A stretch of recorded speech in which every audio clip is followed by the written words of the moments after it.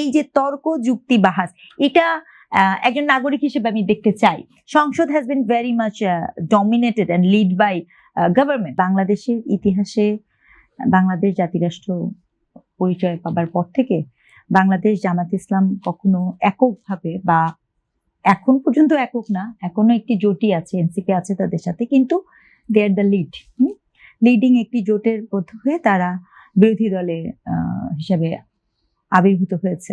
তো এটি বাংলাদেশ জামাত ইসলামের জন্য একেবারেই নতুন একটি অভিজ্ঞতা বলে আমার কাছ থেকে মনে হয়। হ্যাঁ, এবং এটি যেহেতু তাদের জন্য একটা নতুন অভিজ্ঞতার সূত্র ধরেই হয়তোবা সম্ভবত যেই মাত্রার বিরোধী দলের যে একটা স্ট্যান্ডিং পয়েন্ট থাকে, তার যে একটা স্ট্রং ভয়েস থাকে, তার যে একটা প্রিপারেশন থাকে, তার একজন নাগরিক হিসেবে আমি যখন সংসদটাকে দেখি আমার কাছে সেটিকে অসম বলে মনে হয়।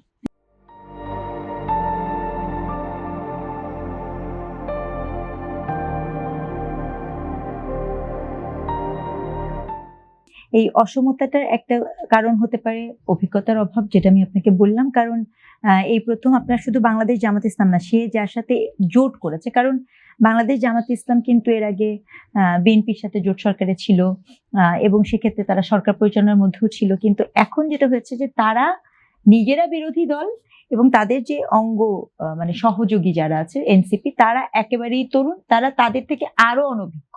রাজনীতিতে বলেন, দেশ পরিচালনা তো বটেই, ঠিক আছে। এখন সেই জায়গাটাতে যেটা হয়েছে যে বাংলাদেশ জামাত ইসলামের আপনি যদি দেখেন যে একটা জিনিস আমি খুব বারংবার পয়েন্ট করার চেষ্টা করেছি যে বেশ কিছু ইস্যু, এই সরকারটি খুব নতুন, মাত্র 3 মান্থসের একটা গভর্নমেন্ট, এখনো 3 মাস হয়নি।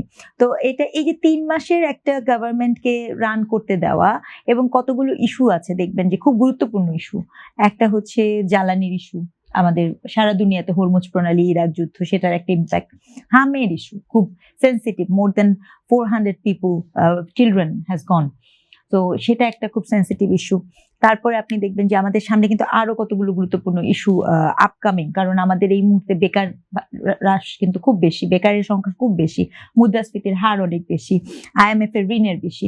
তো এই যে দেখেন, এগুলো কিন্তু আমাদের দেশের সমস্যা, আমাদের সকলেই কিন্তু এর দ্বারা আক্রান্ত। কিন্তু বাংলাদেশ জামাত ইসলাম যখন সংসদে গিয়েছে, প্রথম যে অধিবেশনটা হয়েছে, সেই অধিবেশনের একটি জায়গাতে আমি দেখেছি তারা বলেছেন যে তারাও সহযোগিতা করতে চায়, সম্ভবত তেলের যে সংকট বা ক্রাইসিস, এটা আমার কাছে ভীষণ ভালো লেগেছে। It's a very good initiative. But other than that আর যাহা কিছু আমি দেখেছি সেটা আমার কাছে মোটেও মনে হয়নি আপ টু মার্ক। কারণ কি, সরকার সকল সময়ই কিন্তু তার প্রেশারটা মিনিমাইজ করতে যাবে। সরকার কখনো বলবে না যে এই দায়টা আমার, সরকার কখনো বলবে না যে আমি এই জায়গাটায় ব্যর্থ।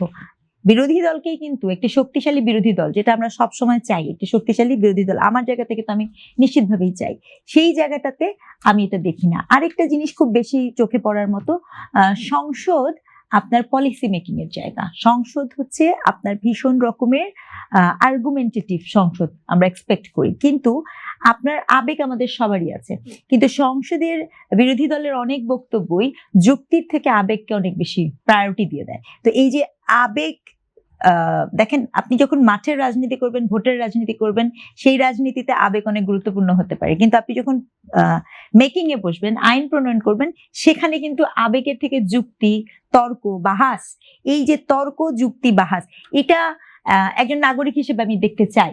সংসদ has been very much dominated and lead by government, whereas আমরা এক্সপেক্ট করছি যে সংসদ ডমিনেট এবং লিড বাই না হোক, কমসে কম ডমিনেটিং যে ব্যাপারটা আছে সেটা হবে হচ্ছে বিরোধী দলের কাছ থেকে। তাদের হাতে খুব চমৎকার ইস্যুস ছিল কিন্তু অনেস্টলি, যেটা কিনা নাগরিকের স্বার্থ রক্ষা করে, এবং সেটা আমি হাম নিয়ে তো স্পেশালি বলতে চাই। কিন্তু জানি না কি হেতু কারণে হাম নিয়ে আলাপ আসলেই হচ্ছে বিরোধী দল, মানে আগের ইন্টারিমের উপর একটা দায় চলে আসে, সেই কারণেই কিনা আমি এক ধরনের নিশ্চুপতা দেখেছি। সংসদের বাইরে বলতে শুনেছি, I repeat the word, but সংসদের ভেতরে, পার্লামেন্টের ভেতরে সে জায়গাটাতে আমি ওই অর্থে ওরকম বাহাস কিন্তু করতে দেখতে পাচ্ছি না। তো আমাকে যদি আপনি এক ডাকে বলতে বলেন, আমি বিরোধী দলকে সবসময় মনে করি যে সরকারই আসুক না কেন, আজকে বিএনপি বলে বলছেন, এখানে যে গভর্নমেন্টই আসবে তার বিরোধী দলের দায়িত্ব কিন্তু অনেক বেশি।